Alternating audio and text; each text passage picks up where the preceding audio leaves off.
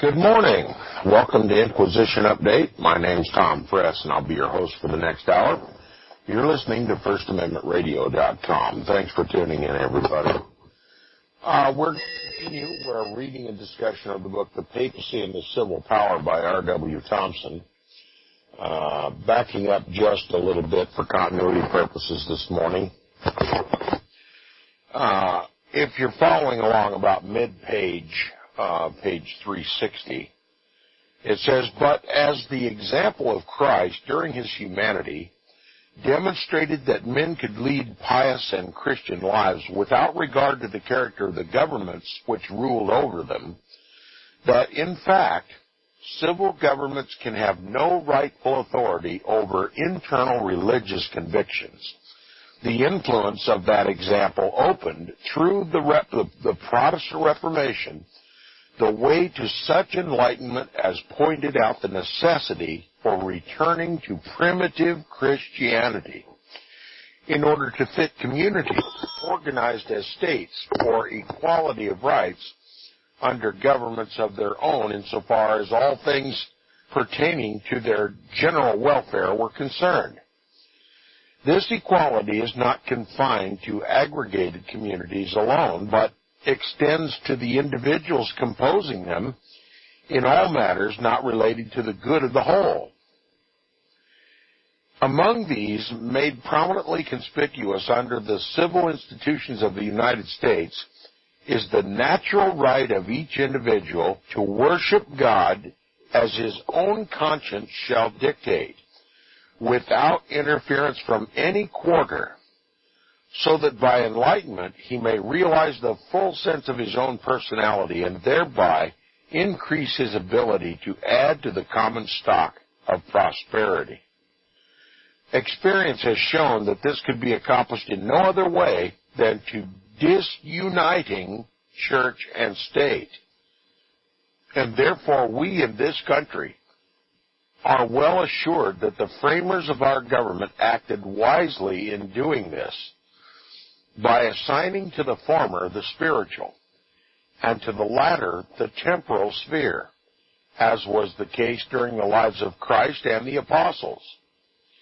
In furtherance of this end, it became necessary that our Declaration of Independence should establish the proposition as a fundamental principle that all men are entitled by the law of nature to perfect equality of rights.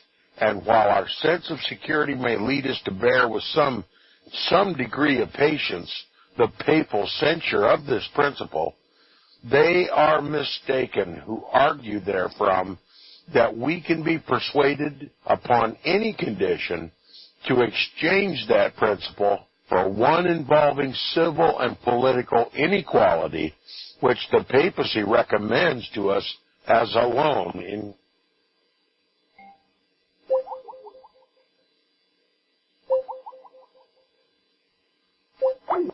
Okay, I'm going to try again on another source.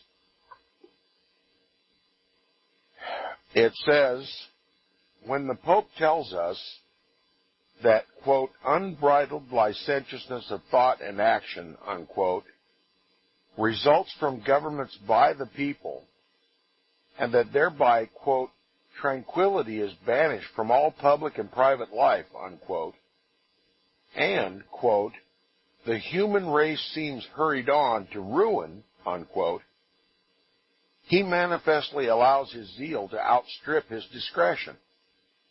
This arises out of his position, well as the desire to regain the temporal power lost by his predecessor, Pope Pius IX. He overlooks the fact that the most prosperous among existing nations are those where church and state have been separated, and clings to the idea that he cannot be reconciled to this prosperity without violating the divine command. One reason he assigns for this belief is that the, quote, licentiousness of thought and action, unquote, which he considers the outgrowth of civil institutions responsive to the will of the people, where church and state are separated, has excited the quote-unquote lower classes by the, quote, inordinate desire to rush upon the homes and fortunes of the wealthy, unquote. Okay, that which he likens as unbridled licentiousness, sin, corruption, he's likened to theft, but that the poor, the lower classes, not the ruling classes, the lower classes will invade the homes of the wealthy and steal. Who were the wealthy? Those, during the Dark Ages, it was those who managed the church's land. The people worked the land, but they didn't own any of it. The people owned very little. And as a matter of fact, if they were found heretical or in some way opposed to the Roman Catholic Church, they were hauled into the Inquisition. Their children were carted off to an orphanage or a monastery or a nunnery somewhere, and their property was confiscated. Okay, it was the rich who stole from the poor in the dark days of the Middle Ages, the days that the Pope would have restored upon the earth in the New World Order. Okay, the landed class, the rich ruling elite, were the priests and those who worked for the church. The people had nothing. Now, we've talked about many examples in history where, just generally speaking, all over Europe, the Pope owned at least a third of the land. People believed that it was their religious obligation in order to earn their way to heaven or to guarantee their place in heaven was to bequeath their land to the church when they died. You know, this was a matter of indulgence, buying their way to heaven. It's simony, which it's taught, it's the basic tenet of the Roman Catholic Church, simony. And being a religion of works whereby salvation is earned, it was the dying effort, the last-minute effort of a dying Roman Catholic to give his land or property to the church as a guarantee of his eternal bliss.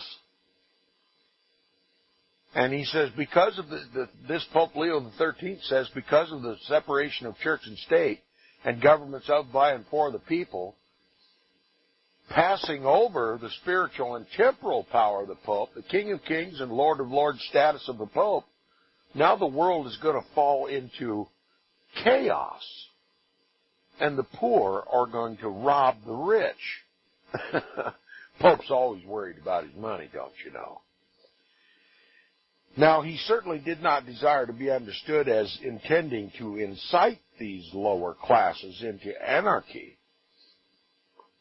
But careful reflection would have enabled him to see that by announcing to them that those who have separated church and state and constructed popular governments have sinned by breaking the divine law, he furnished to these lower classes who are obedient to his teaching an argument by which many of them would readily justify themselves for rushing upon the homes and the fortunes of the wealthy. If disobedience to the papal decrees is heresy, as multitudes of popes and ecclesiastics have declared, if heresy may be lawfully suppressed by the extermination of heretics, as Antichrist Pope Innocent III instructed the faithful and the Council of Constance decreed, if dissension from the faith of the Roman Catholic Church has the curse of God resting upon it, as Leo III has himself affirmed, there are those of these quote-unquote lower classes ready to become the avengers of the divine wrath by rushing, quote, upon the homes and fortunes of the wealthy, unquote, under the pretext that they are wrongfully deprived of their rightful share of property, which God designed for the common uses of mankind. It is said that there are bandits not far from Rome who follow the capture of their victims by crossing themselves before the image of Mary. And while Pope Leo XIII has no sympathy with these and would readily aid in punishing them as outlaws, yet he cannot fail to realize in his calmer moments that when he expresses, quote-unquote, no wonder at their acts of outlawry because they are perpetrated upon those who are guilty of, quote-unquote, unbridled licentiousness and the sin of heresy, he suggests to them a pretext of which they are not slow to avail themselves. Manifestly, he has suffered himself, like many other good and Christian men do, to go too far. Antichrist always goes too far, doesn't he? It says the danger lies in the excess into which the Pope and others who are intent upon the restoration of his temporal power are betrayed by the peculiar conditions surrounding them. There can be no denial of the fact that this is a political religious question, and there's no attempt to deny it. Politically, it involves the conversion of the Pope into a king over the Italian people, not only without their consent, but against their protest. There can be no question more important to any people than this, for it directly involves their right to free, independent, and self-governing. But it is made to assume a religious aspect by reason of the fact that the Pope and his followers assume it to be a necessary part of the divine plan that the head of the Roman Catholic Church shall be, whether the people of Italy consent or not, an absolute temporal monarch in Rome. This they make an essential part of their religious belief, and everything contrary to it heretical. Consequently, whatsoever institutions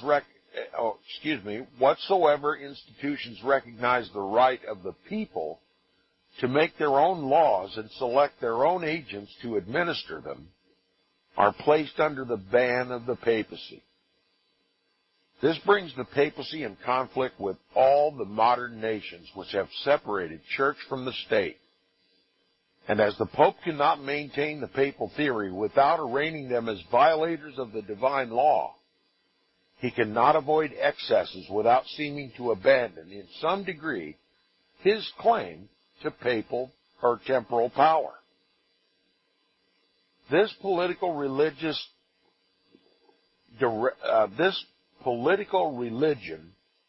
directly assails one of the fundamental principles of our government, and the effort to induce any part of our population to accept it as religious faith necessarily antagonizes the government itself. For although the question primarily and practically concerns the Italian people alone, the growth of this sentiment in this country would have no other tendency than to threaten our popular institutions and the right of self-government with ultimate overthrow. In the very face of this, the biographer of Leo XIII, and undoubtedly reflecting his sentiments, ventures to refer to the present constitutional government of Italy in these words, quote, "The occupation of Rome is an international wrong, which all Catholics are bound to denounce and oppose until it is done away with," unquote. This language is express, direct, and emphatic. There's not the least obscurity about its meaning. And having the approval of the Pope and of his American cardinal, together with his official blessing, is undoubtedly intended to instruct every Roman Catholic in the United States that he shall treat the loss of the temporal power of the Pope as an international question, and that the whole body of the faithful shall organize themselves into a political religious party to bring the government to interfere for its restoration, and not to cease the agitation, no matter what consequences shall follow, until this shall be accomplished. This is a serious matter, too serious to be passed by idly or inconsiderately. The restoration of the Pope's temporal power is exclusively a foreign question, because it involves alone the question how a foreign people shall govern their own domestic affairs, whether, in other words, they shall govern themselves or have a king forced upon them, with absolute imperial power in his hands, to govern them at his own will and without their consent, as their ancestors were governed during the Middle Ages, and themselves also, until, imitating the example set them by the people of the United States, they grasped the scepter of government in their own hands by a patriotic and successful revolution. The government of the United States has neither the right nor the power to interfere any more than it has the right or the power to dictate the successor to the throne of England upon the death of Queen Victoria, or who shall be the Pope of Rome when Leo XIII shall die. Besides, by the separation of church and state, this country cannot have, by legal sanction, any political religious questions to agitate and disturb the nation and put its peace in peril. This had been sufficiently done throughout the world before the institutions were formed, and to guard against its repetition here, our fathers properly and wisely excluded all such matters from the domain of American politics. The attempt to introduce them now can have but one meaning: the desire to unsettle the work so wisely done and thus far so patriotically maintained. We must not permit the Pope or his apologists to mislead us by the pretense that they do not propose to interfere with purely political questions as they understand them. If deceived themselves upon this point, we should be careful not to be deceived by them, for it requires but little intelligence to foresee the evil consequences that would inevitably follow the introduction of political religious questions among us, especially such as tend to involve us in dangerous controversy with a foreign and friendly power. It would, beyond any reasonable doubt, lead to the formation of a political religious party and incite tremendous and threatening commotion. The people would then be required to redecide questions long since settled, as they supposedly finally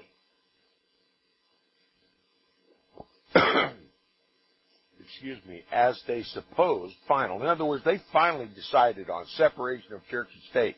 And this would bring all this back into question. And that's the very road we're on right now, questioning whether or not church and state should be separated. Since Vatican Council II, the Roman Catholic Church has become all-powerful, an insurmountable power, an insurmountable lobby in Washington, D.C. They literally consider themselves of having a mandate now since Vatican Council II and the ecumenical movement. And so their attempt is just the same it has always been historically, to unite church and state. This is why we have a supermajority of Roman Catholics on the Supreme Court. It's going to be their responsibility to interpret the Constitution of the United States. And they're going to bring into question, is there really an impenetrable wall of separation between church and state? Is there really? That's the question. Church and state are being united in this country, and they're all this talk about making America a Christian country. We have Barack Obama standing on the other side saying this is not a Christian nation. And all that is designed to excite the Christians in this country, the ecumenical Christians in this country, to unite with the Roman Catholic Church to make it Catholic, not Christian. History is repeating itself right here in the United States of America. And nary a handful of people in this country even understand what's going on. Too busy arguing partisan politics, Democrats versus Republicans. Nobody even begins to think the Roman Catholic Church has anything to do with this. And when you propose that they do, that they're all powerful in Washington, D.C., they scoff at you like you're absolutely out of your mind. Some wide-eyed conspiracy theorist, no doubt, or just a rank anti-Roman Catholic bigot to be, ignored. He's just a troublemaker. He just wants to make a name for himself. No, none of that is true. This is reality in the United States of America. R.W. Thompson predicted it because he studied history. He studied Rome's history. He said it would, beyond any reasonable doubt, lead to the formation of a political religious party. Now, you can call that Democratic or Republican, either one, because they both work for the papacy. So, given that being the case, there is a religio-political party in this country. It's the only party that there would be a formation of a political religious party and incite tremendous and threatening commotion. That's where we're headed in the country. We're already on that road. He says the people would then be required to redecide questions long since settled, as they supposed finally. We all thought the separation of church and state was a done deal. It would never be brought up to question again. Well, it's being brought up to question again by the same one who always brings it to question, the papacy. He says such a controversy would have but one end, which might, however, have to be reached through turmoil and strife, if not tribulation. In other words, war. For the people would not be likely to decide themselves incompetent for self-government. That's R.W. Thompson's opinion. I seem to feel from the people that I've talked to for over a decade on amateur radio that they expect to be governed. The American people don't expect to govern. They've been trained not to govern themselves, but to be governed by the government, the beast, and the woman that rides it. He says, for the people would not be likely to decide themselves incompetent for self-government, or to acquiesce in the Pope's jurisdiction over the fundamental principle of their government, or to see their own authority so narrowed as to embrace only the administration of local and inferior affairs. In other words, he suspects that the American people will finally man up. I don't see it happening. We'll be back right after the message.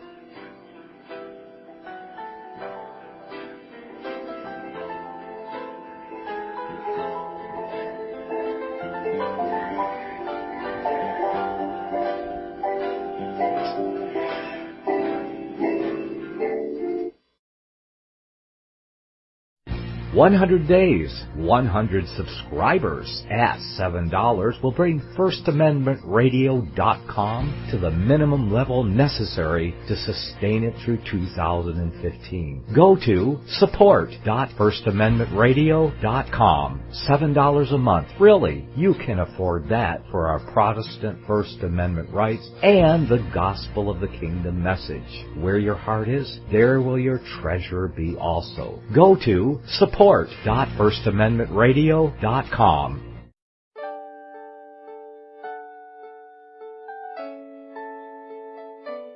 The program you are listening to is 100% sponsored by you, the listener, on this First Amendment Rights Media channel. You will notice that there are few commercials on this radio network. There's a good reason for that. Corporate advertising dollars come with strings that limit program content. So without your help, these programs cannot continue on Internet or our several affiliates. If you benefit by the educational law programs, we ask you to give. If you are admonished or nurtured by the Bible and ministry programs, we ask you to give. If some voice a cause that you are passionate about, we ask you to give.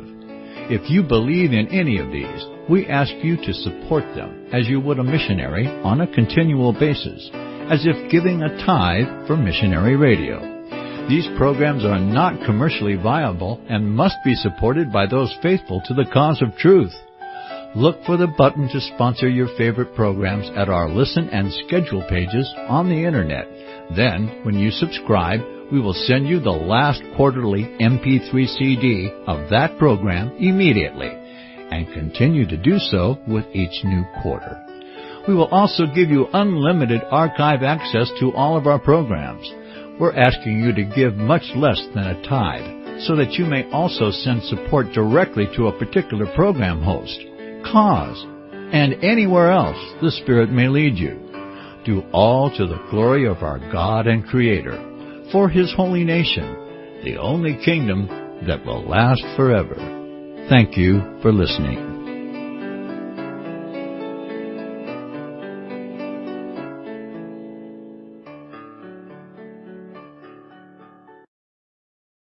In this day of economic uncertainty and soaring unemployment, safe investments are often hard to find, but investing in the precious metals is the safest investment of all, because gold and silver is real money. Government-printed currency is not. Call Melody Cedarstrom at Discount Gold and Silver Trading Company at 1-800-375-4188. Melody has been helping people secure their financial future for over 10 years. While others in the business claim honesty, Melody will deliver. Give her a call, 1-800-375-4188. That's 800-375-4188. Visit crosstheborder.org, C-R-O-S-S, crosstheborder.org, to get your print, EPUB, or PDF version of the book, The Rapture Will Be Canceled. That's crosstheborder.org. I know you all want answers, and believe me, so do I, and I'll do my best to get them. Despite Nicolas Cage's promise to do his best to get left behind rapture answers for us, don't hold your breath.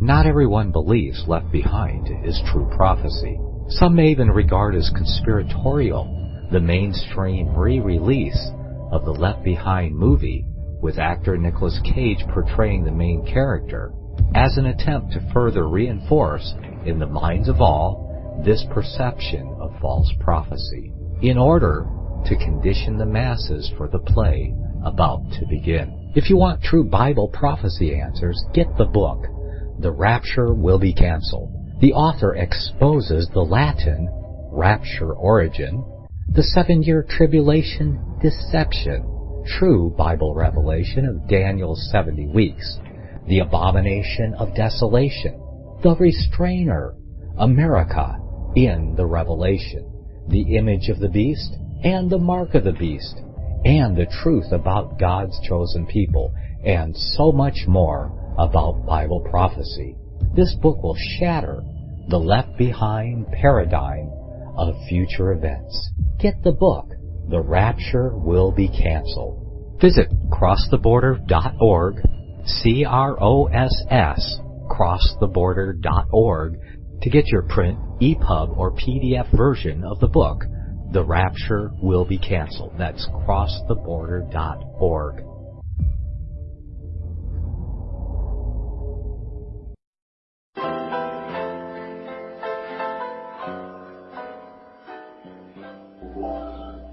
R.W. Thompson, in his book, The Footprints of the Jesuits, is suggesting that the growth of a political religious party that would bring into question whether or not church and state should be separated would result in a widespread controversy in the United States. That the people wouldn't just gladly sit back and be rolled over like a steamroller. He said that there would be controversy. Do you know what Pope Benedict XVI called for in his encyclical Caritas in Veritate? The universal redestination of goods. In other words, global redistribution of the earth's wealth. The rich countries have to give to the needy countries. No more starvation, no more war. The Protestant nations, the wealthy and affluent Protestant nations who have erroneously separated church and state, and because of that separation gained incalculable wealth, and harmed all these nations around the world that have united church and state, they must make reparations for their evil, for their Protestantism, and they must give all their wealth by force. Yeah, that's right. You must give by force your wealth to other countries. And while R.W. Thompson is predicting that the people would man up and stand up against this union of church and state, by the way, a nation that has no idea that church and state are being reunited, and if it is, well, it's probably a good deal. Pope Benedict XVI, in that same encyclical, suggested that the people themselves will have a role in this new Christian government. He called it solidarity and subsidiarity. Solidarity meaning the people must be in complete harmony with the government and cooperative with its efforts to redistribute your wealth, and that right down to street level, the people in your own neighborhood are going to see to it that your wealth is redistributed to someone else. That's the subsidiarity part of it. All decisions that are going to be made with regard to the redistribution of the world's wealth is going to be done by the lowest possible authority. That is your neighbor. Your neighbor is going to look over your goods, decide what you need. Of course, he's working for the government. That's his patriotic duty in this new Christian society created by the papacy. He's going to look over the goods that you have and decide what you need and what you don't need. And then he and some of your other neighbors are going to pack up what you don't need and take it to the Goodwill so that those in need can come and take what they need.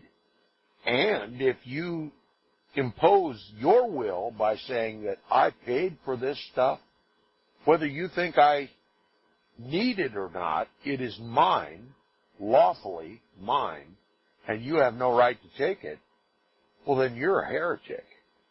You're opposing this new Christian society that the Pope is creating, and you'll be treated like a heretic. You're going to be taken off someplace to be re-educated, to be Christianized, to get on board. You see, you'll be considered a divider and not a uniter. You'll be considered as opposed to Christ, anti-Christian, not charitable, not loving, but a hater. You see how the Pope can turn black into white, white into black? If a man does not have the right to personal property, as the Pope insists, the late Pope Benedict XVI, then God was a fool because he said, "Thou shalt not steal." The Pope says in order to have a Christian society, all goods must be uniformly distributed, universally distributed. That is, Catholic redistribution. Remember the words universal and Catholic are interchangeable? That's what he means. After all, the Pope is Catholic, isn't he? And he's redistributing your wealth universally, and you're going to have to go along with it. And if you don't, you're going to be regarded as a hater, as unpatriotic, as unchristian, as a bigot, a heretic, and they're going to blast you until everybody believes every lying word they say about you. Even if you say, "But God said this is theft. You may not covet my belongings and you may not take my belongings because God will hold you to account for theft." And they'll accuse you of twisting the Scriptures. R.W. Thompson says the country is simply not going to put up with this. I say they already are.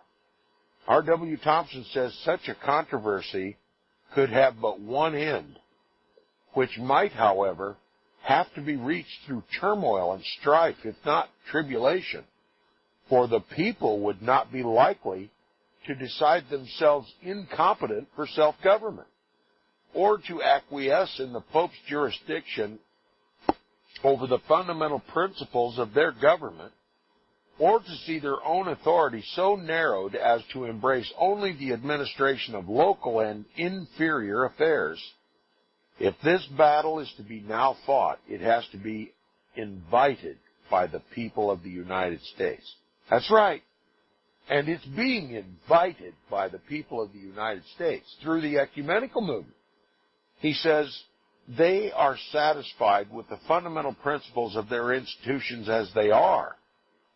And those will find themselves mistaken who shall endeavor to make their tolerance the fulcrum upon which the papal lever may rest, in order that they may be carried back to those quote-unquote blessed ages, that is, the dark ages, when unquestioning obedience to the Pope, upon whatsoever subject he chooses to embrace within his spiritual jurisdiction, was considered the highest duty of citizenship and the only road to heaven. There's a vast majority of American citizens today who believe that their highest duty as citizens is to go along with this new Christian government that's forming right before our eyes, never realizing that it's not Christianity at all. It's Roman Catholicism. Now, chapter 22 is entitled The Church and the State. You might think that R.W. Thompson has beat this church-state thing to pulp, and the dead horse has already been reduced to glue, and it's time to move on to something else. Now, this still hasn't sunk in. And I wonder if it'll ever sink in. R.W. Thompson says, no injustice should be done to Pope Leo XIII. If his position as the official head of a great church were not sufficient to shield him against unfairness, his eminent quote-unquote Christian virtues should do so. See R.W. Thompson, he doesn't understand that the papacy is the beast, okay?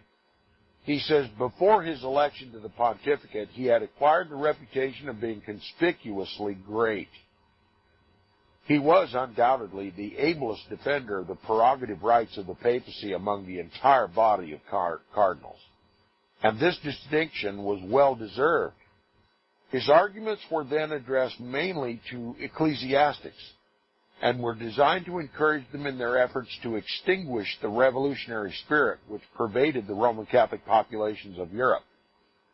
Now that he has become Pope, the circle of his influence is enlarged so that it reaches the whole body of the Church of Rome through the medium of his hierarchy and his priesthood, of whom it may be rightfully said, without intending offense, that they have no other spiritual work to do but what he assigns to them.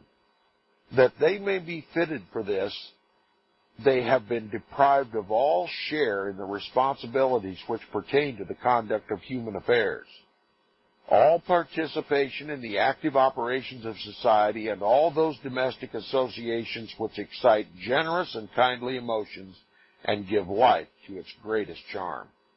There are, consequently, molded by him into a compact organization held in cohesion by the power of a common purpose, with the special design of assailing in every part of the world, wheresoever it shall decide to be under the ban of his pontifical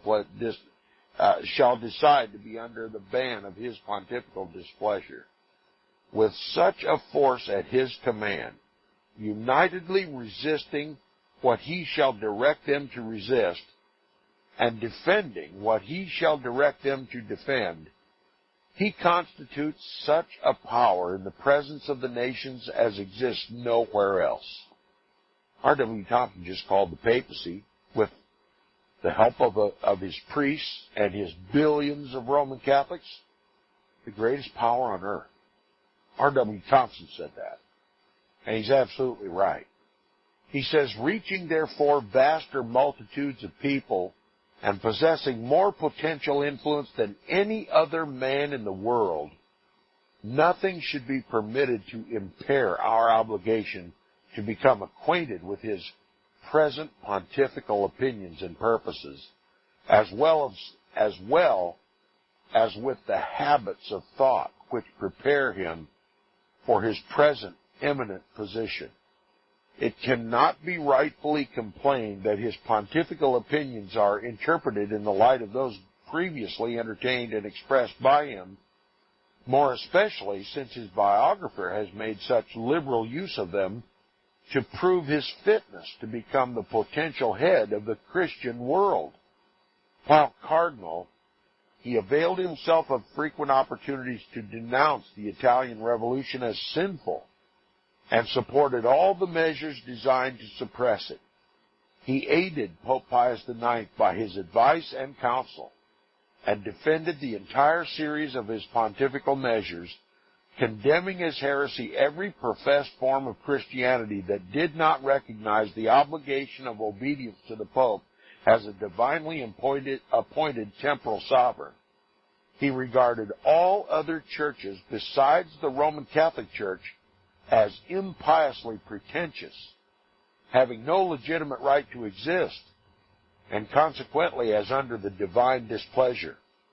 As he considered unity of Christian faith essential to the unity of the Roman Catholic Church, and the temporal dominion of the Pope as absolutely necessary to both, he employed much of his time as cardinal in supplying the clergy of Perugia with arguments against the revolution and in pointing out both its spiritual and temporal consequences. As part of his pastoral work, he insisted that the destruction of the temporal power of the Pope would necessarily and inevitably lead to infidelity and atheism, because it would open the door to the tolerance of other religions besides the Roman Catholic.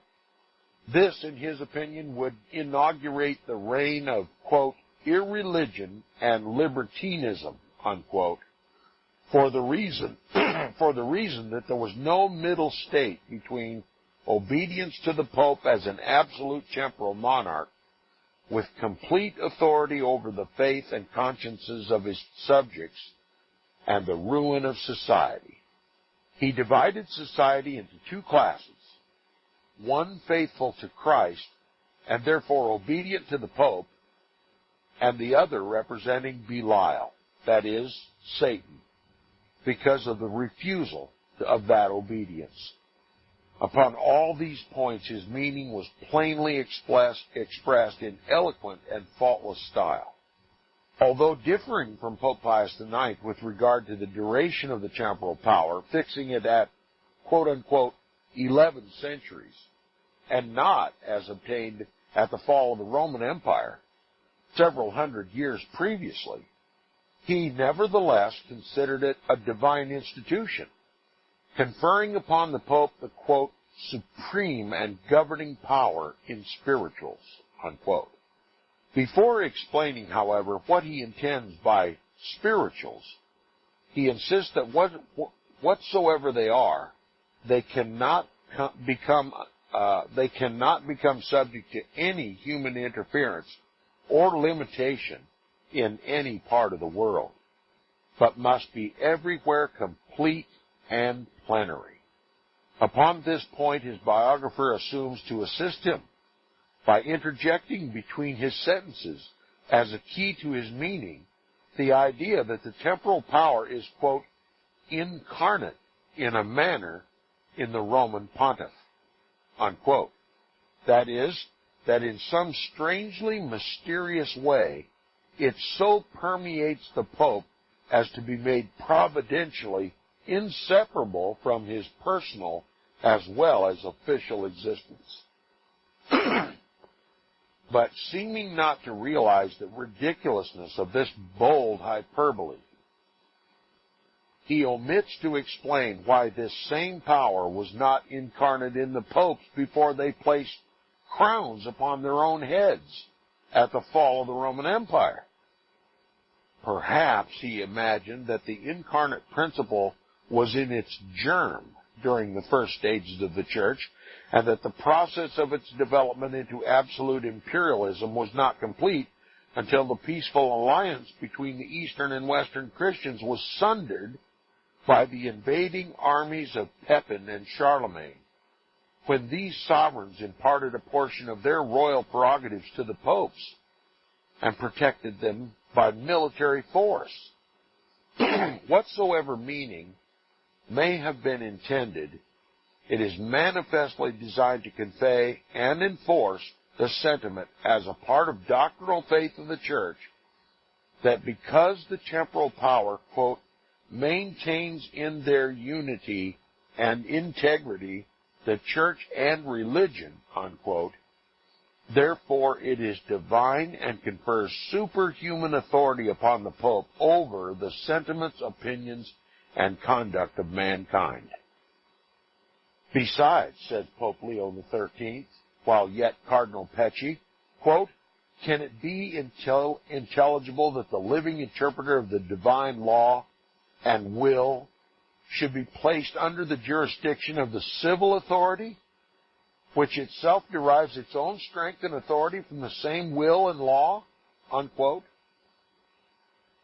To this question he attempts no specific answer, but his meaning was well understood by those to whom it was addressed, that is, by the ecclesiastics whose minds have been molded by the same training as his own.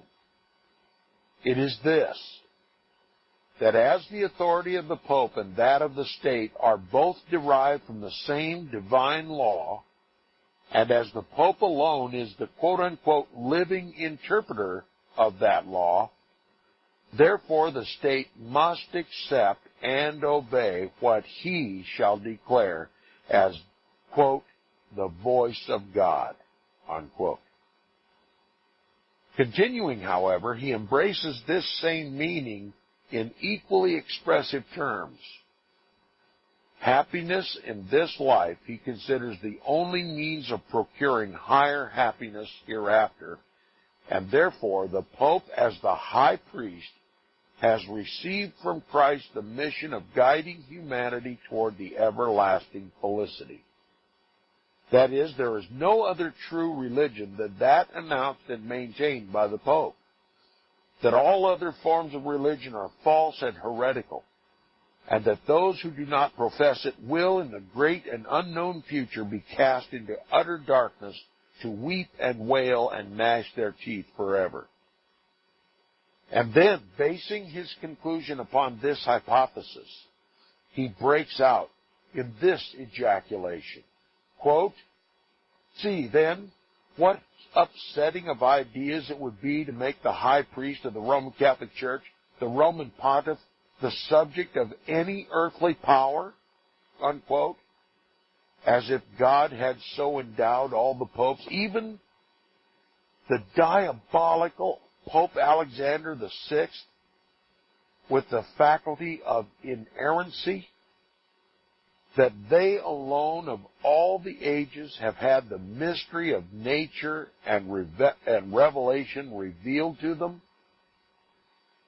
He never permits this idea of universal papal sovereignty to escape him without so expressing its meaning as to show that wheresoever or in whatsoever country he shall assert it, it cannot become subject to any other law than that which the Pope himself shall prescribe. It requires but little scrutiny to see that what he intends is that when the Pope sends his ecclesiastical representatives into any part of the world, his instructions must be to them a code of laws which they must obey at every hazard, although it may become necessary to violate whatsoever conflicting laws the civil authorities have enacted. If the people of the United States were to submit to this, from the moment that they should do so, they would cease to exist as an independent nation, and their progressive prosperity would wither and die under the spiritual tyranny of papal Rome, as other republics have hitherto withered and died under the temporal tyranny of imperial Rome. R.W. Thompson suggests that if we accept the temporal power of the Pope, we will wither and die just like all others have who accepted the temporal power of the Pope. wither and die, and then just look exactly like all the other defeated, subservient, groveling, desperately poor, desperately illiterate nations during the Dark Ages, tyrannized by Rome. Will America choose slavery? A slavery that was universally rejected at the time of the Protestant Reformation? R.W. Thompson continues, he says, and thus that ancient city, which by its iniquities became the Babylon of the apostolic times, would again acquire the power to rebuild by unrewarded labor the monuments upon her 7 hills, and to exult at the decay of the present progressive nations, as her great prototype did when she looked out upon the miserable but obedient populations who swarmed throughout the valleys of the Tiber. He says Pope Leo XIII lays down his premise with such assumed authority as not to admit of challenge, and logically argues from it certain satisfactory conclusions without pause to inquire whether the premise itself is true or false. In this respect, he imitates some logicians who seem not to realize the difference between assumption and proof. For example, he insists that Christ established an independent church and a dependent state, so that the former does not exist in the latter, but the latter must exist in the former, in its condition of dependence. He overlooks the fact that the states existed before the church, and that instead of interfering with the temporal affairs of Christ, paid tribute to them and recognized the independence of each in its own proper sphere, the one spiritual and the other temporal. R.W. Thompson is going to give the Pope a little history lesson. We'll continue tomorrow on Inquisition Update, and we'll find out the basic error of the papacy, the premise that is wrong, that is built upon the New World Order. We'll be back tomorrow. Visit crosstheborder.org, C-R-O-S-S, crosstheborder.org, to get your print, EPUB, or PDF version of the book, The Rapture Will Be Canceled. That's crosstheborder.org. I know you all want answers, and believe me, so do I, and I'll do my best to get them. Despite Nicolas Cage's promise to do his best to get left behind rapture answers for us, don't hold your breath. Not everyone believes Left Behind is true prophecy. Some may even regard as conspiratorial the mainstream re-release of the Left Behind movie, with actor Nicolas Cage portraying the main character, as an attempt to further reinforce in the minds of all this perception of false prophecy, in order to condition the masses for the play about to begin.